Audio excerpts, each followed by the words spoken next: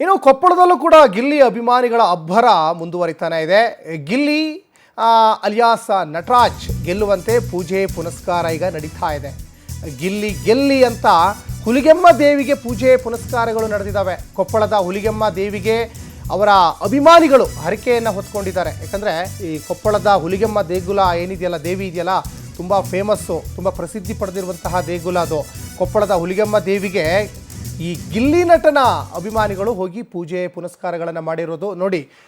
ಒಬ್ಬ ಸ್ಟಾರ್ ನಟನಿಗೆ ಯಾವ ರೀತಿಯಾದಂತಹ ಒಂದು ಕ್ರೇಜನ್ನು ಅಭಿಮಾನಿಗಳು ಕೊಡ್ತಾರೆ, ಯಾವ ರೀತಿಯಾದಂತಹ ಒಂದು ಫೋಟೋ ಹಿಡಿದು ಅಭಿಮಾನವನ್ನು ಮೆರಿತಾರಲ್ಲ, ಅಷ್ಟರ ಮಟ್ಟಿಗೆ ಗಿಲ್ಲಿ ನಟ ಈಗ ಫೇಮಸ್ ಆಗಿಬಿಟ್ಟಿದ್ದಾರೆ.